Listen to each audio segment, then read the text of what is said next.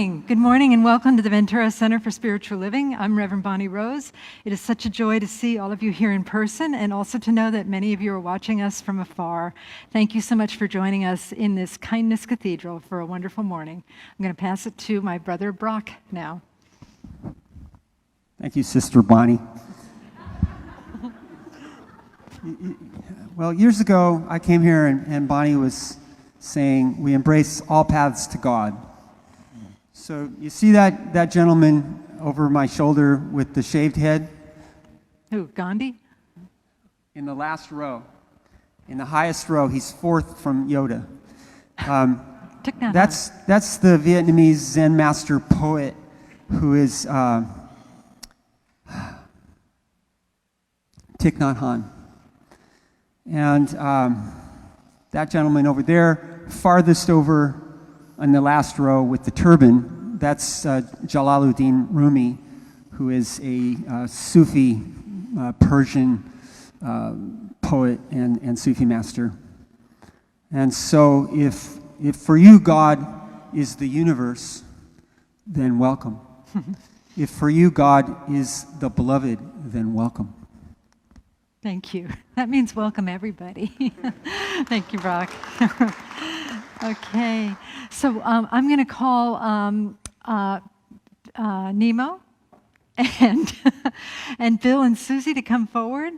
This is the time of our children's message, and Nemo's going to take it away because, I don't know, let me just say a few words about Nimo first. Is that okay? Sure. You're looking at me like, what? Yeah, so I met Nimo years ago up in, I guess I met you up in like the Berkeley area. Many of you know that I am, and many people in this church are part of a larger global organization called Service Space.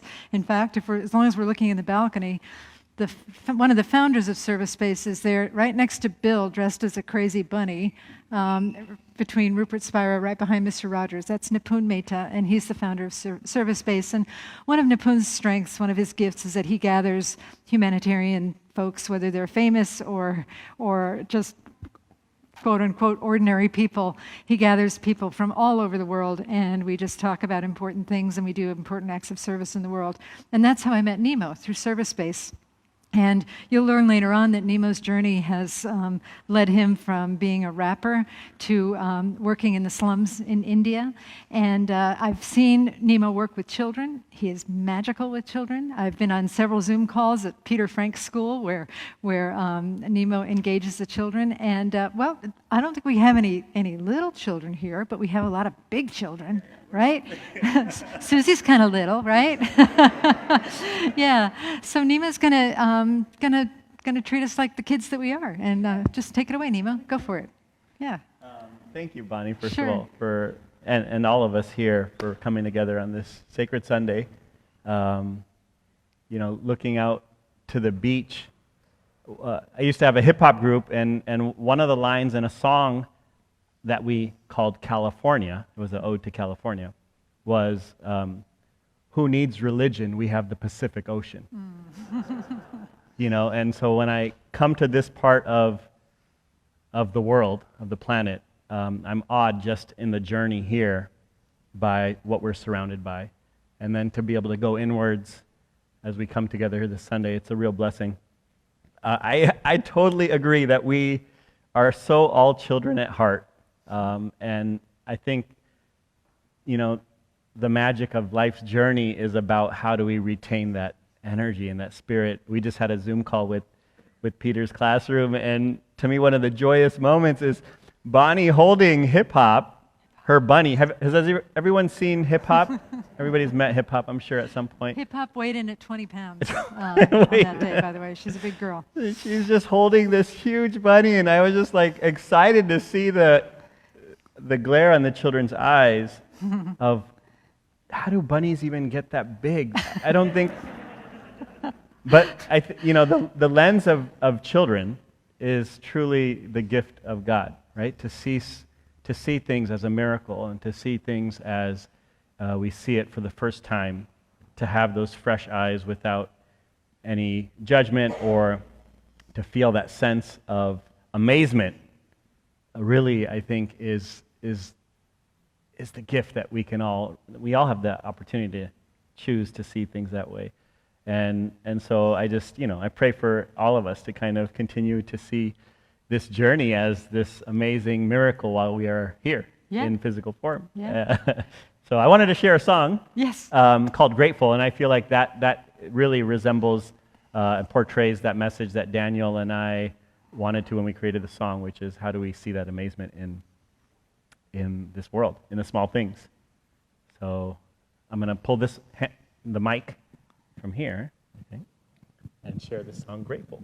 Okay.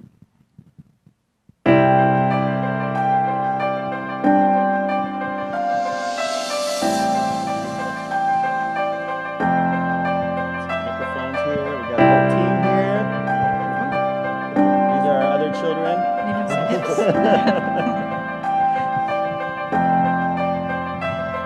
You're my life, you're my breath, you're a smile, you're my guest, you're the earth, you're the sun, you're the grass, you are love, you're my hands, you're a bug, you're my eyes, you're a hug, you're the light, you're the dark, you're the spark, you are fun, you're my mom, you are water, you're the stars, you're my daughter, you're my friend to the end, you're my dreams, you're my father, you're the ants on the ground, the miracles that surround, I'm feeling it all around, the hemisphere and the clouds, you're my pain, you're my sorrow, you're my hope for tomorrow, you're the strength when I'm hollow, you're the path that I follow, you're the blessings that exist, the small things that are bliss, the gift to realize everything is a gift. All that I see, all that I've been, and all that I'll ever be is a blessing. It's so amazing, and I'm grateful for it all. For it all. Na na na na na na. Na na na na na na. Na na na na na na. Grateful for it all. You're the blessings every time I try to count. You're the lessons every time I turn around. You're the thing every time I think I found everything I'm looking for. You're the sign saying stop to take a bow and keep moving forward and start looking towards your heart. It'll open all the doors and only then you'll start to hear the world sing a chorus with your mind and heart. Aligned in purpose, everything will feel gorgeous. All that I see, all that I've been, and all that I'll ever be is a blessing. It's so amazing, and I'm grateful for it all. For it all. Every time I sit and pray, cause what I have is more than I deserve or could ever imagine. How do I give back to all of this magic and spread the love so everybody can have it? Doesn't matter if I'm rich or poor, if I got a family or if I'm all alone. Bad things happen, I can just complain and moan. Or there's a million things that I can be grateful for. So I lift up my hands now, and I open my heart, and my gratitude goes out to everything near and far. All that I am, Everything I am, everything I see, everything I hope, and everything I dream, everything I feel, and everything I need. I look deep down and feel all the blessings. Everything I am, everything I see, everything I hope, and everything I dream, everything I feel, and everything I need. Grateful for it all that I am, all that I see, all that I've been, and all that I'll ever be is a blessing. It's so amazing, and I'm grateful for it all. For it all. na na na na na na na na na na na na na na na na na. Grateful for it all.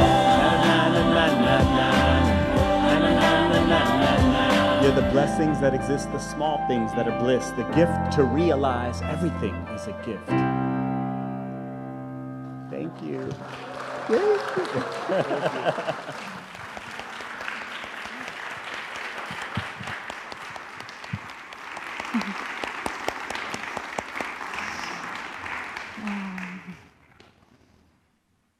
Thank you, my brother, Nimo G.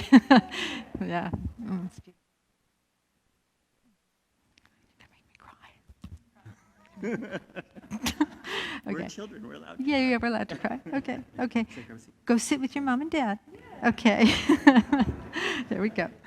All righty. So maybe I should introduce your mom and dad. Is that okay? Okay. Yeah, so Nemo brought his parents, and I'm not allowed to know their names, and I guess the same is true for all of us. We just call them mom and dad.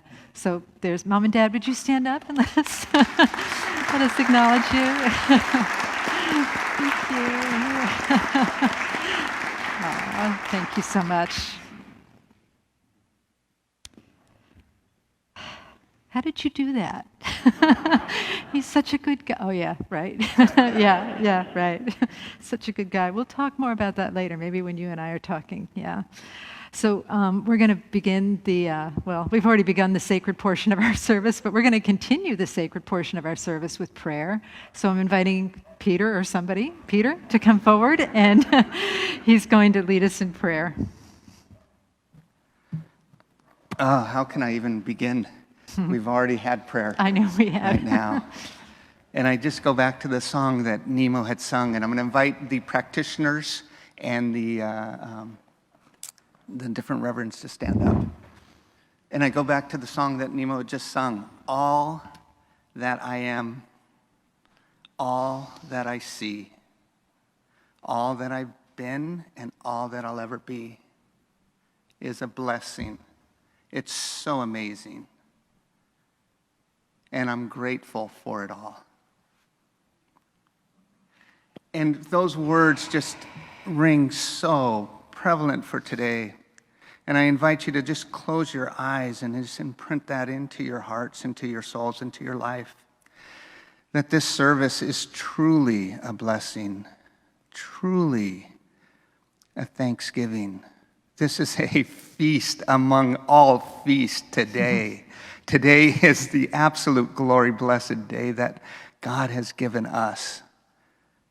The sunshine, the sea, the joy, the laughter, the songs. It is already so rich and so full in so many magnificent and wonderful ways that we cannot even begin to imagine the rippling effects that is occurring right now. The shifts that are happening within each and every one of us as we just receive this divine blessing. We just receive the air that we breathe, the sunshine, the birds, the laughter, the songs, the children. There's nothing to do but just open our hearts and be fully present right here and right now and allow the Spirit to work through this service. And with a thankful and grateful heart, I release these words into the law, knowing that today's service is so blessed beyond our imagination. And so it is. And so it is. Amen. Thank you, Peter. And let's stay in that inward space, that inner space, as we listen to the words of our sacred reading. The words of Jalaluddin Rumi, Hazrati Mevlana.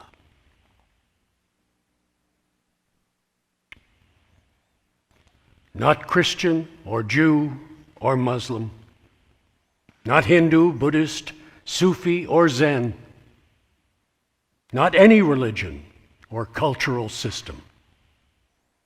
I am not from the East or the West, not out of the ocean or up from the ground, not natural or ethereal, not composed of elements at all.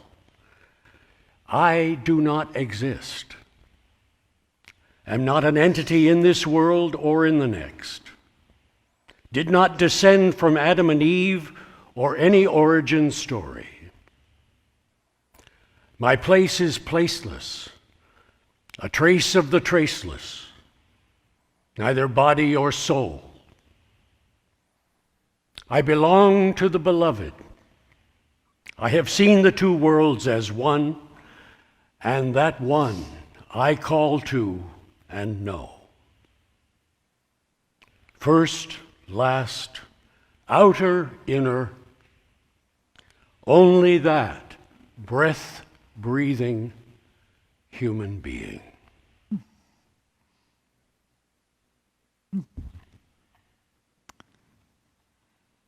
And so we take just a few moments to focus on the breath, knowing that it is the breath of the I Am presence. The phrase in the Rumi poem, I do not exist, means that the I Am, that some of us call God or Allah, Yeshua, Buddha, whatever we call that I Am presence, it can't be defined or contained by any one word. It can't be defined or contained by anything because it is the infinite unknowable. And that essence that is infinite and unknowable is the truth of our existence as well. So in our heart of hearts, there is this place that remembers our true nature. And so we'll sing together, I am remembering who I am, and let us sing this as an offering to remembrance, to remembering the truth of our being, but also as an offering to the world, as we remember the presence of the I Am in the entire cosmos, in all things seen and unseen and beyond. Together we sing, I am remembering.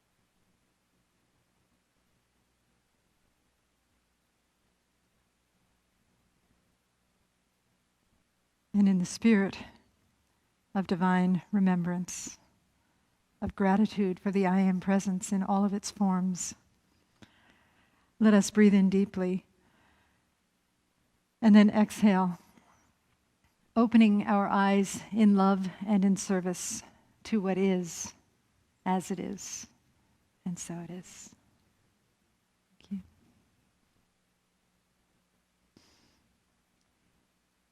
Usually at this time of the service, we would have a singer do a live performance. a live offering, let me rephrase that, of a song. But we're going to play you a video of Nimo's most recent song, which is called Dear God.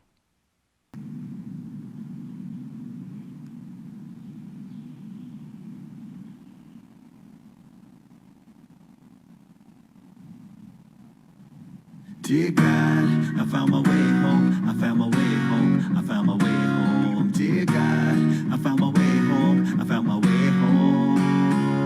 Dear God, growing up I always prayed. Said your name probably over 100 times a day. Never met you, couldn't see you, but had a lot of faith. Thank mom and dad for introducing us at a young age. As I grew a little older though, so did my mind. Curiosity turned to skepticism in due time. Began questioning all the rituals and little rhymes from the sacred books. They said you wrote each and every line. How could you? But they said you did, so you must have. Wasn't 100% sure, but in them I trusted. So I bowed, kneeled, sat in silence, and even read. Went to the temple and prayed every night before bed. Looking back now, I'm not really sure what prayer meant. I guess closing my eyes and doing what other people said, and asking for things like any other kid. Interest in the relationship that you and I had, huh?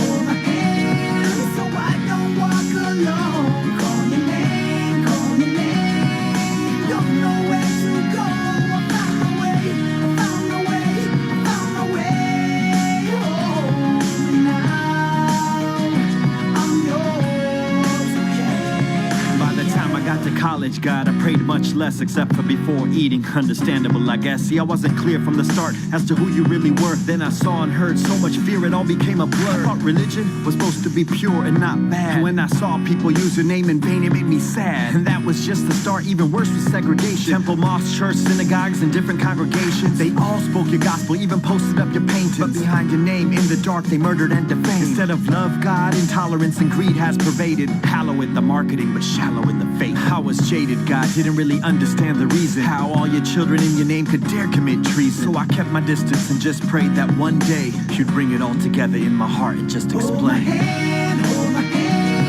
so I don't walk alone. Call your name, call your name. Don't know where to go. I found my way, I found my way, I found my way home. Now I'm yours, okay. When I hit 30, God, the clouds started to part. The answers started seeping in. I think you heard my call. You started showing up everywhere, not only when I'd fall, but every small blessing. I could start to feel it all. The love, the patience, the angel, the Satan. How we're all sinners who fall, but get up to be saints. The humility, the grace, acceptance of all the change. Suddenly not being kind started to feel strange. You used to be a statue, but not anymore. I see you more outside those walls than inside those doors. Your mother nature, the sun, the water, and the dirt. My enemy, my best friend, what hits me at my core. Most of all, you're my teacher to be a better soul. Falling down, getting up, so every moment I can grow. You are in me, God. You are the deepest root. From darkness to light, you are my inner truth. Hold my hand, so I don't walk alone. Call your name, call your name. Don't know where to go. I found my way, I found my way, I found my way home. Now I'm yours, okay. Dear God, I found my way home. I found my way home. I found my way home. Dear God, I found my way home. I found my way home. Dear God, I found my way home. I found my way home. I found my way home. Dear God, I found my way home. I found my way home. Dear God.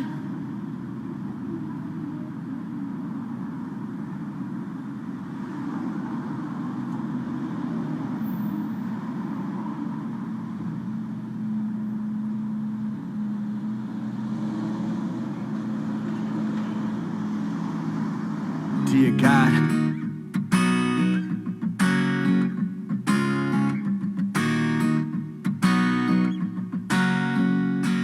For me, this is my personal journey with God from childhood to now. From seeing God only inside those four walls to questioning God and religion. I chant the mantra I've been chanting all my life, and I had no clue what it meant. To eventually, in my own heart, realizing that God is everywhere, in everyone, in everything. I found my way home. I found my way home. I found my way home. Dear God, I found my G. Bonnie G. Do you guys hear the word G a lot from Bonnie? I call some people, I call Jonna G, because John has been to India. Johnny G. So You know what? G we use, I think, Bonnie's Yeah, probably no, you shared. explain it. But we use it Yeah. as a term of love and respect, endearing. So a lot of times when you hear an Indian say Mahatma Gandhi, you'll hear Gandhi Ji.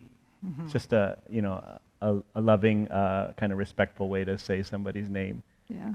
So we like being sincere but joking and enjoying that. Enjoying it. Because technically, I'm not supposed to call you G because you're Yeah, younger. I'm younger. Than me. I call Yeah. you G.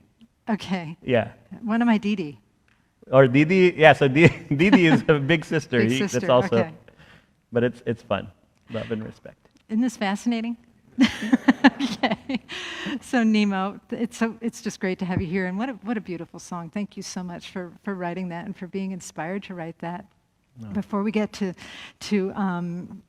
what inspired you to write that song, I'm not sure if everybody here knows you. So can you tell us a little bit about your journey? How you started from being an American rapper to living in Ahmedabad in the slum community and working with kids there? Sure, I could Okay. share a little. Sure. My name is Nimo Patel, nickname Nimo, but it's I mean, I enjoyed doing music since I was in high school. I think my first music video I ever created was on calculus. It was in an AP calculus class. We got done with our test, and the teacher's like, "Do a project." And but I think I enjoyed that experience of expressing through words and through song and poetry. I think we all have our forms of expression, and eventually it led me on my journey to want to pursue this, a career in entertainment and business also. But something down the line, eventually, I think 10 years after I graduated, and there were a lot of things along the way that chipped away at me asking, what am I really doing? And what am I really doing with my life? And I think that constant questioning, the nagging of the heart, eventually led me to this, the journey of service, which I think we're all a part of in small ways and big ways in our everyday lives. But there was this one quote that I always remember that Gandhiji shared, and it was, the best way to find yourself is to lose yourself in the service of others. And at about, at 30, I felt I was lost. You were lost. I was lost, Yeah. And I'm not going to share the material context around that, but it doesn't really matter because I think that feeling is inside, and I think that was the feeling of I didn't feel happy, and I feel like as human beings we have that potential to be very happy and not suffer mentally. If we desire that path, then there's a way to find it, Yeah. and so I think that led me to being in Ahmedabad in India, where I've been for the last 12 years. It's been a blessing to have you and different family members that have had the chance to join us and serve there. But it's become an oasis for me to learn. I really feel like the last decade has been the true education. And I think that could happen anywhere. It doesn't have to be in India. I have roots there, so it kind of connected the dots for me there. Yes. But yeah, I think that's kind of, Yeah. in the journey. I love that Gandhi quote. I'll paraphrase it because quotes don't stay in my head very well anymore. but just to find yourself, you lose yourself. And that actually, it feels like the message of so many different religions, and certainly the theology that we have here is so paradoxical. That one of the things that I have been speaking about lately is the simultaneous feeling of feeling humbled and exalted at the same time. Humble in that, oh my gosh, how did this happen? How are any of us in a body? What a miracle that is. And so that's so humbling to be part of something so great. And then the exalted part is, oh my God, I'm part of something great. So it's just that beautiful thing, that beautiful paradox that brings us into what I call like the crevice of mysticism, that where we can't really explain it, but it's just there. Yeah. It's just there, and we feel it more than explain it. So I appreciate that so much. Gosh, Nimo, there's so much I want to ask you, but since we listened to that song, what inspired you to write the song Dear God? Yeah, I actually wrote it I started it 15 years ago, and it was a song that it was called Conversation with God. Yes. Like the book? Oh, I haven't read that. Oh, well, okay, we'll I need to talk. read that. Yeah. Okay. But it was really that. It was like, I think it was inspired by this idea, like, if I did have a conversation with God, how would it go? And this song is an evolution of that I wrote, I think, in 2013. But in 2007, when I wrote that, it was this idea of like, man, I'd be so curious to just have a chat, have some chai, and like, man, what do you think about all these religions that are like, they say that you actually created them, or that they're inspired by you. How do you feel about it? You know, like, are you excited? Are you happy? So I think it came from that space of, you know, I'm a pragmatic by heart, even though I feel like I've trying my best to live through my heart. There's been in my journey the idea of pragmatism, skepticism. I think all of us have that. So it was kind of like, man, like, God, you're so amazing, you're so awe-inspiring, and yet we've kind of brought you down to this. Like, what's going on? Like, you got to answer these questions, because we all need answers, you know? And so it was coming from, I think, that space of trying to, and then also from my own journey, you know, growing up, mom and dad immigrated from India in the 60s, and their staple spot for us growing up was the temple. You know, that's where they were able to connect with their community that had immigrated also, the religion that they had been brought up on.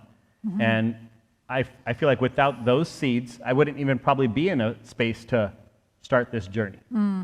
So it's like their practice, which I, as a child, most of the time we kind of blindly follow, right? Because we don't have the capacity to understand or question. So it's that path that they paved for us, or that we all pave for our children, that then gives you kind of like here, go check it out yourself. Yeah.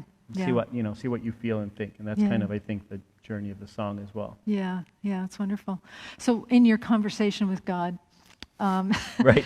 did he or she... He didn't allow me to record it. Oh, that's a shame. Yeah, we'll catch that, yeah.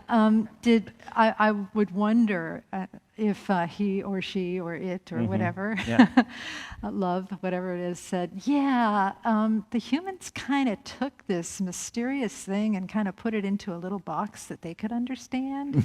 And there's this great saying by Anne Lamott, like she said something like, if your God hates the people that you hate, then chances are you've made God in your image versus the other way around. And it seems like that's, I don't know, that's what God told me. I don't know if God said anything like that to you.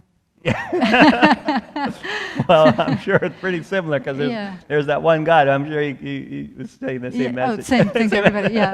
But in different nuances. But it seems so amazing to me, and that's part of the reasons why in this particular center, and because of so much interfaith that Right. I've done and others here have done, is that we just feel, you know, I mean, people ask me, is this an interfaith church? And I'm like, what do you think? You know? I mean, we've got Spartacus back there, Mr. Rogers. Mr. Rogers, man, yeah, I know. my favorite. Yeah, I know. But that God is too big of a mystery to be understood, and that's why we sing "I Am Remembering Who I Am," is because we know that maybe even this is inadequate, but saying I am, not from the little I, but from the great I, the great I am that I am. Even Ramana Maharshi, you know, said Moses really got it right with I am that I am. So that it's just too big to contain in mere words. Absolutely. Yeah. No, and I think it's, you know, I always think, I love that saying that, you know, we have all these religions, but God did not have a religion. Right. You know, and this idea that, I remember this one, I mean, this goes beyond this topic a little, but it's just this little segment in the movie Gandhi. Yeah. And, you know, Gandhi's leaving a location at an ashram, I think it was in South India or in Maharashtra, and he's leaving, and then all the Hindu followers come and stop his car and say, I thought you were Hindu. And they were kind of getting upset at him, and he steps out of the car, and, you know, it looks like there was going to be a riot, and he's like, the first thing that he's like, I am Hindu, and I am Muslim, and I am Jain, and I am Christian, and all of these are different interpretations of love Yes. for God, and I think ultimately that's what we're saying. Yeah, yeah. It's like, I mean, there's many flowers. Many people relate to flowers in different Right. ways, and there's many flowers of religion. Yeah, it's like, it's not one size fits all. And I'm going to ponder what you said, that God didn't have a religion. That's pretty cool. Does God have a God? Yeah. I don't know.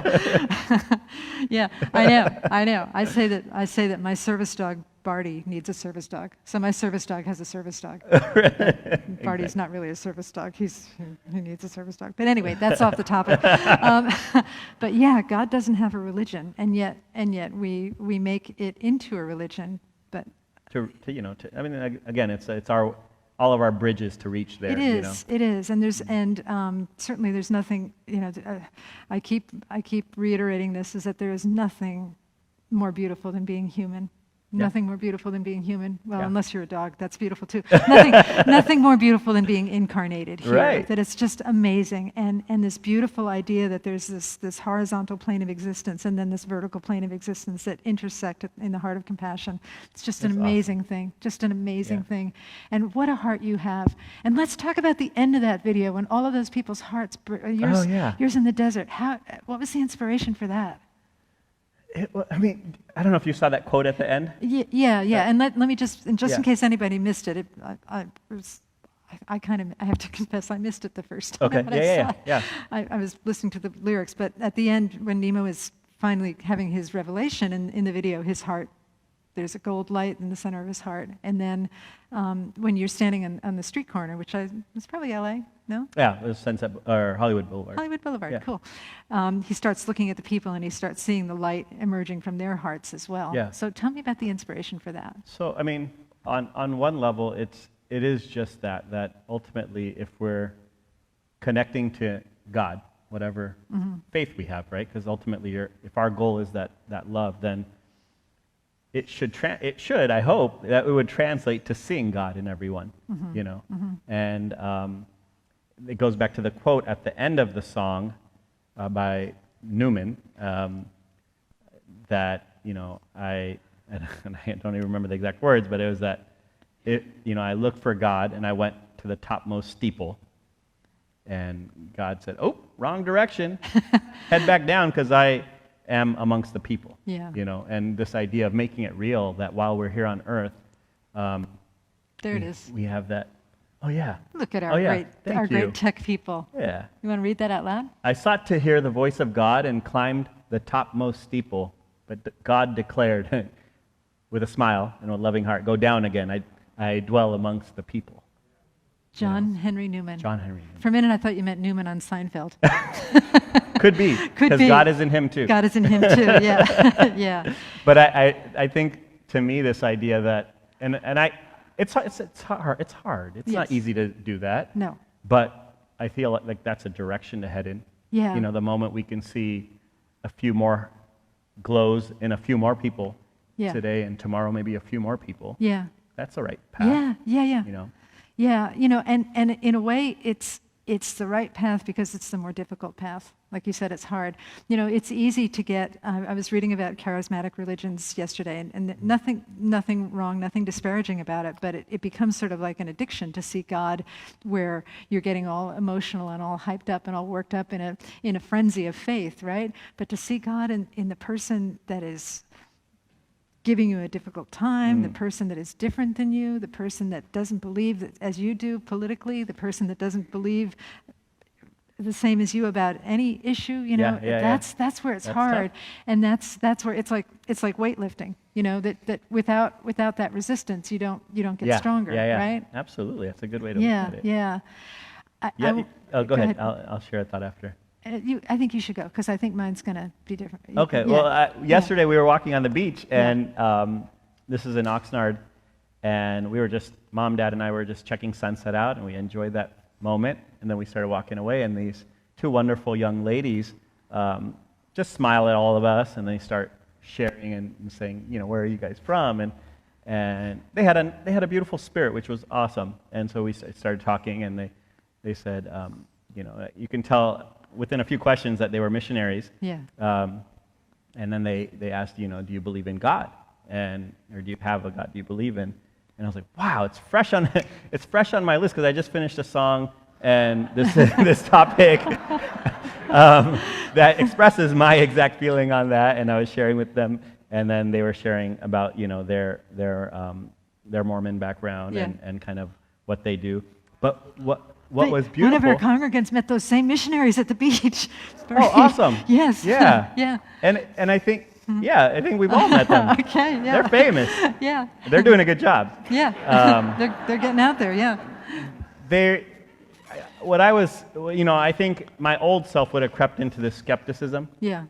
And I feel like the better self that I hope to be has wow, that's amazing. They're spreading their version of love without harming anybody, hopefully. And it was just kind of a positive experience just to kind of just chat with them and share, and just I could understand where they're going and what their hope is. But ultimate hope is bring love into people's hearts, and that's the way they see it. And so it was like a beautiful experience that I felt. That is beautiful, and very on topic in a way. Yes, it absolutely is. Yeah, just that there's many different expressions of love. Yeah. And that's as it should be, right? Yeah. Yeah. Sure. I don't know if I should say this in church, but I will. my challenge with Mormon missionaries is that I want to sing the opening song to the Book of Mormon every time I see them, and I can barely keep it in. And it's like, hello, my name is Elder Price. Anyway, moving on. Let me elevate the conversation again. The scene with the hearts that you had, where the hearts are starting to glow and you're starting to see it everywhere. Yeah. It reminded me so much of a quote from a Christian author, Thomas Merton, and it's a famous story where he's standing on the street corner in St. Louis. Do you know this story? Mm-mm. In Louisville, rather. And he starts to see the presence of God in everybody, and it's just an ordinary day. And it's rather a long quote, so I just brought in a little bit of it, but I wanted to read it to you and to others. Awesome. And Merton wrote, "There is no way of telling people that they are all walking around, shining like the sun. Then it was as if I suddenly saw the secret beauty of their hearts. If only they could all see themselves as they really are. If only we could see each other that way all the time. There would be no more war, no more hatred, no more cruelty, no more greed. But this cannot be seen, only believed and understood by a peculiar gift." Whatever that gift is going down. And I thought about what the gift was, and this is from Cynthia Bourgeault, another Christian author, and she said, "We are the veil. We are the veil that hides the paradise we seek." And how wonderful to know that the only thing that's getting in our own way is... Which is a lot of work in a way.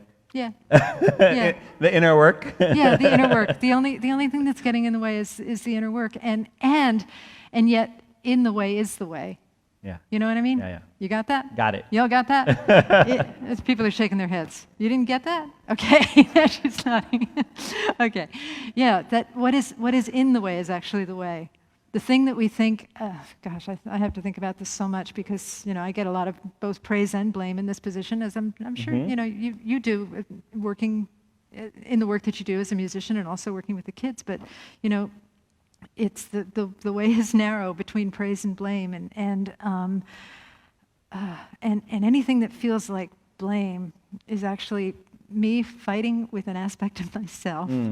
Any attachment to praise is me fighting with an aspect of myself. And what if the inner work is just to let go of the fight and say, yes, I welcome this too. I welcome this. I welcome this. And talk about seeing the light in your heart, and talking about seeing the light in the person standing in front of you who's either giving you a great time or a hard time. How wonderful is that? How beautiful is that? Yeah. I feel like I'm doing all the talking. No, Talking too much. I love it. Okay. I love listening to what you're saying. Thank you. But I feel like what you're saying is, in a practical world for me, it's like when there is a challenge, it's the opportunity, right? And I remember this one moment that I had when I was in a rickshaw. Rickshaws are those three-wheeled taxis in India, and they're kind of open on both sides. But I remember I was going to my brother's house, and it was a long drive. It was like a 45-minute drive. The rickshaw driver kind of like turned the thing to make the mileage go further so that the reading at the end would be much more than what I'd owe him. And I saw it, but I was like, well, let me just see how this unfolds, because maybe he wasn't doing that. And then I get to my brother's house, and what was supposed to be like 120 rupee rickshaw ride was a 500 and something rupee rickshaw ride. And I've done that trip many times, so I knew that, and it like this fire started burning. And it wasn't the light in your heart. And it wasn't the light. I wasn't seeing the light in the rickshaw driver at the moment. I had seen the light when we started. Right. And so, and I looked back, and I went back and forth, and I really got upset, and I was very kind of like strong worded with him. Yeah.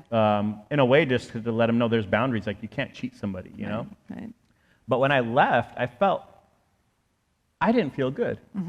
There was a better way to deal with that, and I feel like I look back in that moment, and I'm like, these are the moments. Yeah. These are the tests that we get, the opportunities when people treat us poorly, when somebody cuts us off. When in our daily life, we're getting a few of those opportunities, and I feel like those are the exams. That's like you're saying, what's in the way is ourselves and taking this as an opportunity versus the natural path of least resistance is to just fight it. Right. And I deeply believe what you're saying is so true, that we have so many chances to work on ourselves and to chip away at that veil. Every single day. Every single day. Yeah. Yeah. But Nimo, let me give folks an example of a time when I feel like you really did chip away at that veil. Okay, where you really you exalted me and humbled me, and that was back in 2019 when Nimo was leading a troop of children. Or kiddos. Your kiddos, the Jai Jagat children. And will you tell them what Jai Jagat means? Well, Jai Jagat means, you might hear in India, you'll hear the word Jai once in a while, but it means kind of hail to or victory to, and Jagat means the planet. So the name of our project and our tour and our show is called Jai Jagat. It means, all love and glory to planet Earth. Yes. And that was the show that we had brought here. Yes. Our kids were standing here. They were with the horsey. The horse and the donkey. Many people here are familiar with the horse and the donkey. Any little excuse to get a horse and a donkey on the stage is fair game. But I had seen the show in India, and I was really excited about the kids coming, and our congregation raised funds for them to come, and we really worked on it. It became a huge project, and lots of anticipation, lots of excitement, and then. Maybe 3 or 4 days before they were about to come, before they were destined to get on the plane, they still didn't have their visas. It was visas, right? Yeah, their visas to get on the plane, and so there was a team of volunteers from various places in the country, in the world, actually working together to bring these kids to the various venues around the world. And Nimo was on a call, and he said something like, yeah, it's okay. If we don't get our visas, it's okay. It's not really about the finished product. And I was like, what? It is so not okay. I want those children on this stage because I love them, and I love the show, and I want the congregation to see them. It's so not okay. And then it was. It was. Explain a little bit about that. Yeah, that was a trying time. Yes. Yes. It's kind of like all of us, right? When we put all our eggs in a basket, and you're like hoping for the best, but that's the opportunity. Yes. And we had gone full board about 2 years in development with the children, and this is a very in-depth, so you get really close to all their families, and we all become a big family, and then the global family becomes a big part of the journey, because there's this whole almost 6 month to a year planning process to bring 25 people from India to America and do and the UK, and do a full 2-month tour. So in the visa process, it's crazy, you know, to get passports for our children. It's a big deal because they don't have homes per se with addresses, right? They're all living in very shantytown type of slum areas. So the passport process was a miracle. The visa process was really a miracle to get the application through, and we had a law firm doing everything pro bono, which was a big help. After a miracle of the application process, getting it approved finally, then you get an interview. We go down for the interview. This is about, I think, a week before the first show that was supposed to happen in San Francisco. And we get there, and I had done this type of experience with another group of kids in 2012. So that time we went without our parents, without the kids' parents, I mean. So we went for the interview. The first few people that are, and it took us all day, so it's like a 10-hour process. And I'm literally, myself and one other person's waiting outside the U.S. Embassy. This is in Mumbai. And the 17 kids and some of the 6, 7 mentors went inside for the interviews. About 8 hours later, 2 people come out. So our team finally started getting interviewed. 2 people come out saying, we don't have our passports. They gave us the visas. But they'll ship it to us in a few days. So it was awesome. Okay? About 45 minutes later, a few more come out. And then about an hour later, the next person comes out saying they're calling everybody back in. So they call them back in, and because about like the 8th person was one of our kids that was 13 years old, Bhavna. And they made a new rule over the past year that 14 years old and younger have to have parents there.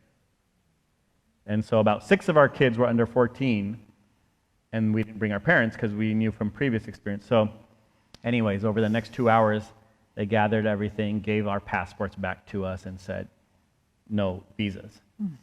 And we were a week away from leaving for a trip, which obviously had to be canceled now, the whole tour that we'd been planning for a year. And so then it just became a conversation of what we're going to do from here, you know? And I think there's obviously the instant dampening of the heart that this is not going to happen. But at the same time, as human beings, I mean, what else are you going to do? You're going to be like... Oh, I have a few ideas. So I remember Lucky Didi, one of our other mentors, and I having conversations like, we're going to do something beautiful still.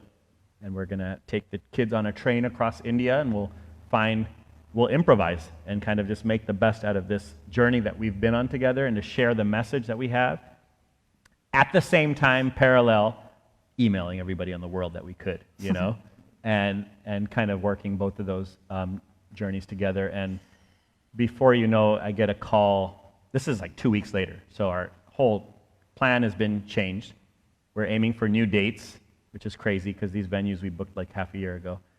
And I get a email from the embassy saying, don't bring the kids, don't bring no parents, just bring you and the passports. So I went there, and he gave me a date. Went there on Monday. On the date, I booked a hotel right next to the embassy. Bring the passports, go to the area. The guy opened the door, says, we're closed today. I'm like, but I have this email. He's like, sorry, we're closed. Go to the security. So I'll go to this main security. He says they're closed. I say, I have this email. He calls somebody. That guy says, okay, send him back over. I go back there. Nobody opens the door. So I go back to the hotel. I email on my phone. I go back to the hotel. And then literally within 3 minutes, I get an email back saying, we apologize. Come back to that back door. I go there. They open the door for me. They walk me in, take all our passports. It says, come back in 2 hours. I come back in 2 hours. And then I think his guy name was Jeffrey. He says, we don't do this for anybody. Like, we would never be able to give visas like this without the people who are actually getting the visas, and especially for the kids, their parents here. But actually, it was you that gave me, so myself and Virenbhai, we gave Jeff and another guy a tour of the Gandhi ashram like 2 or 3 months prior. And it was when the U.S. Embassy, so there was just some linkage, and they had done research on us just to double check and everything. And he was like, that was the reason. Like, we're just giving it to you guys. We believe in you. We trust you. And some miracle happened, and we literally bought tickets that night, and we flew out 2 days later to Los Angeles Yeah. as our first thing. And it was just kind of, so it's kind of like one of those things where, you know, at least the lesson for me is definitely you try your best, Yeah. right, with anything. And Yeah. then letting go is hard, but that has to be a part of the process. Otherwise, there's so much suffering available to to be given to you, Yes. you know. Yes. And then also, you know, I feel like some of that energy also allows for something beautiful to unfold if it's going to. Yeah.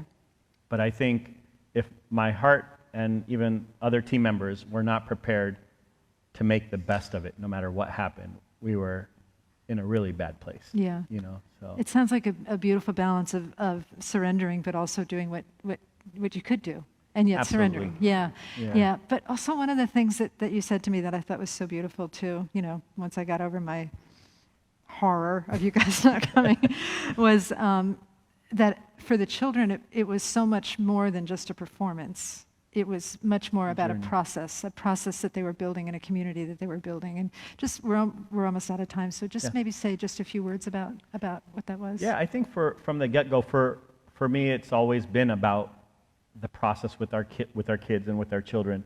And if I go back to the old mechanism of the way I used to work, which is you put a goal out there and you try to achieve the goal. Mm-hmm. And if I did that same routine here in this work, I knew I was just in this. I was wearing the same costume, you know, as before, and I wasn't changing anything. So to me, this has become the journey. The process is the spiritual process, which is focusing on relationships with the children, developing virtues and values that we practice and believe and act upon together. And of course, we have external things like choreography and show and performance that becomes a big, important part of the process. But if the values and the virtues are not aligned, then there's no purpose to perform on stage, you know? And so I think it's always been that, and I feel like the team that we had was also aligned with that, adults, the mentors, that this is going to be a journey of developing ourselves as a family and as good human beings as much as we can. And hey, we're going to dance and perform a show. So that's a part of it. So, you know. yeah, so that reminds me of another person that I will misquote, who's Shakespeare, and I'm sure I'll hear about it at home. But that the world is a stage and we're merely players. Nothing but players. Right. And so what you're saying about the J. Jagat children is so, I think, so relevant to all of us, is that it's not necessarily as much about the goals as we want to make it. It's so much more about cultivating the relationships, cultivating the values, cultivating the virtues, and then really living from that place. Part of the joy of that is remembering that that's really what we're here to do. It's not, I mean, getting the goals are great, and sometimes you get great surprises, and sometimes you don't, and sometimes you get disappointments.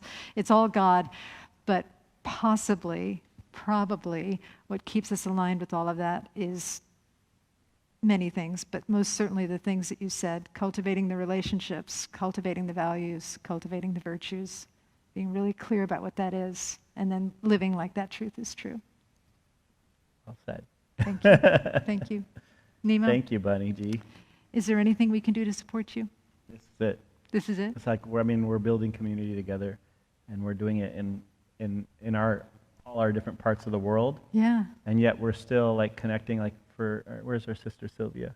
There's Oh, yeah. Sylvia from Spain. Yes. I mean, Hi, I had a Sylvia. chance to do an Awaken Circle in her apartment in Burgos, In Burgos. and spend time with her daughter and family. And it's just, thank you guys for connecting the dots and, Yes. and being the change in that way. So We're doing it. It's our pleasure, and Sylvia lives in Spain on the Camino de Santiago.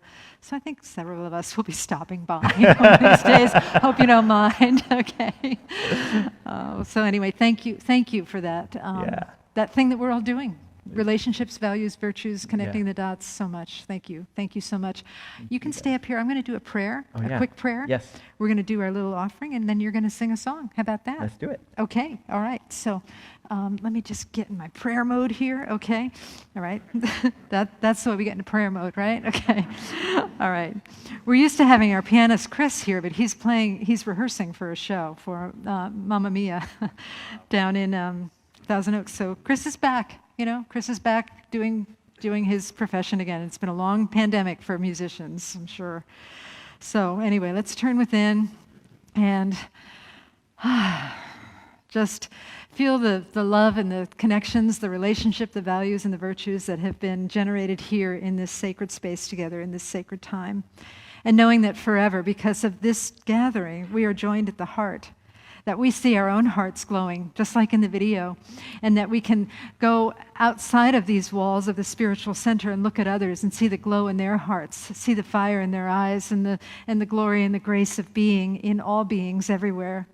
The light of the cosmos, the darkness of the cosmos, all of it is God, and all of it is good, and all of it is a blessing. And so we unify with that blessing right now, and we know that it's the same truth that lives and moves and has its perfect being in each of us in its own unique and wonderful, special way. And how wonderful that there are so many paths to God, so many flowers, so many types of food, so many flavors of ice cream that we all get to express in a unique and wonderful way that is just perfect for us. And so I just embrace all of this perfection. Even if it shows up in disguises that I don't recognize, I embrace it and I name it perfection. And I know that the work we have done here today transforms not only our own lives, but also transforms the life of the cosmos, the planet, the universe. Transforms us in ways that we call small, but in spirit there is no small or large. And so in this sacred gathering, I give thanks. I give thanks for this time together. I give thanks for all paths to God. I bless all of them: churches, synagogues, temples, mosques, ashrams, fundamentalists, atheists, Mormon missionaries, agnostics, everyone. I just bless everyone, for everyone is a blessing. And with a heart that is so filled with blessedness, I release these words to the cosmic mystery that says yes to all of it, that says yes to everything. And together we say, and so it is. Thank you. Thank you, Brother Nimo. So here's the part where we talk about giving. So I want to just share real briefly what I've come to realize about giving. Giving is a chance to be a part of. That's why we do it. It's a chance to be a part of the work. And so consider this work. You come to church, and the conversation goes beyond religion. It goes beyond differences between religions. It goes beyond East and West. It goes beyond loss and gain, and we come to the place where the inner and the outer are one. And you and I have gotten used to that because we come here. But remember how priceless that is. Namaste. Thank you. And if you would all please repeat after me. We trust in spirit. Love is the giver and receiver of all that we are. We offer this gift. It is the outer expression of our inner abundance. Our gifts bless many and return to us multiplied in miraculous ways, so that we may give again. And so it is. Namaste.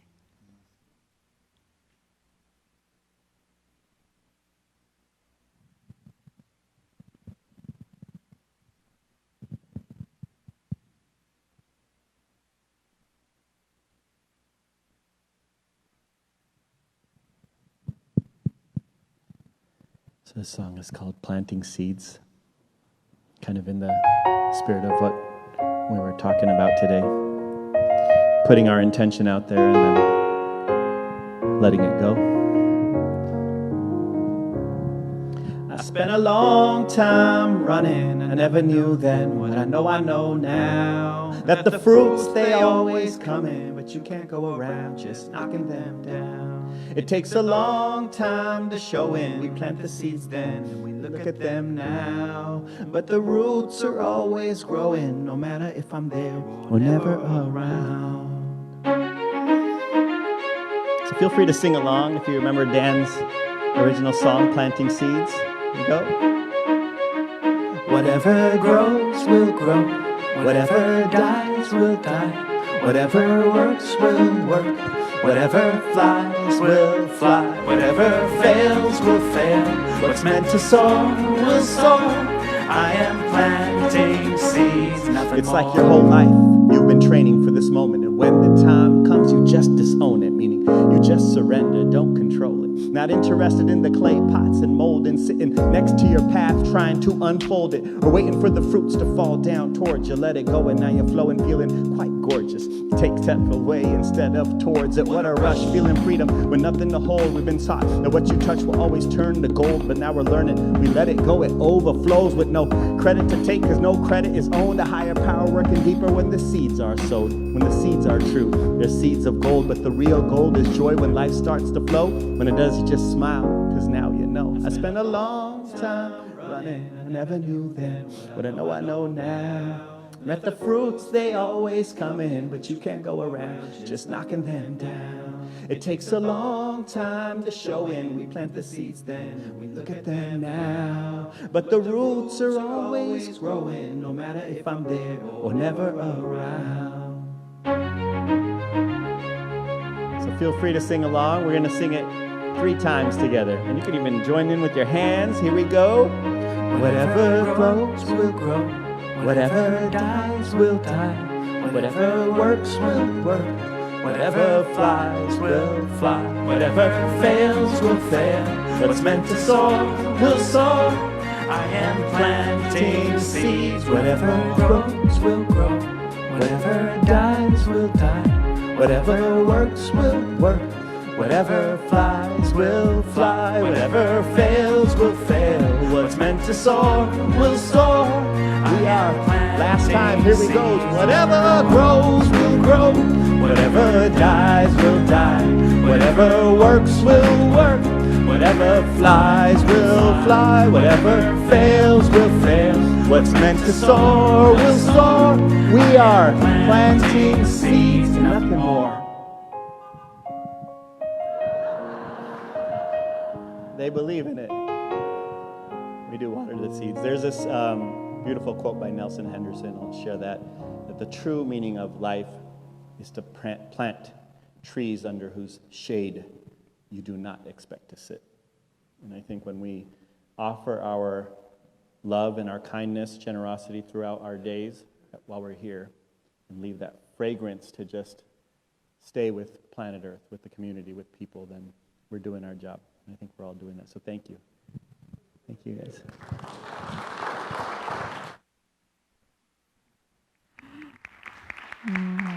Thank you. Nimo? Bless you. Thank you so much.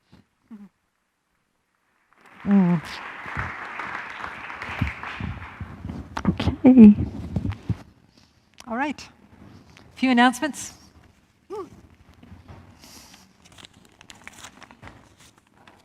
Ooh, we got 2 bouquets. Okay. Today's flowers are offered in love and gratitude to our bunny caregivers who never miss a day, rain or shine. Thank you, Norm and Carol. Thank you.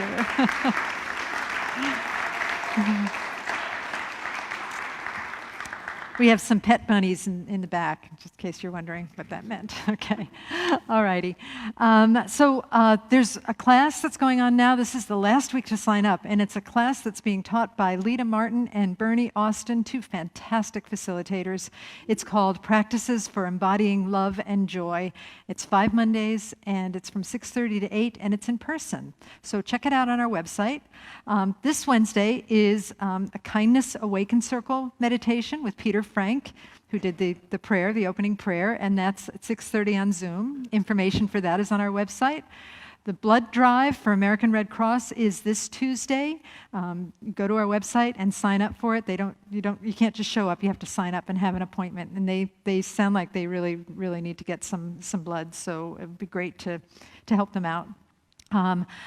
We have a new app. Give Plus Mobile is now Vanco Mobile, and if you're currently using Give Plus to do your giving, it's being retired on.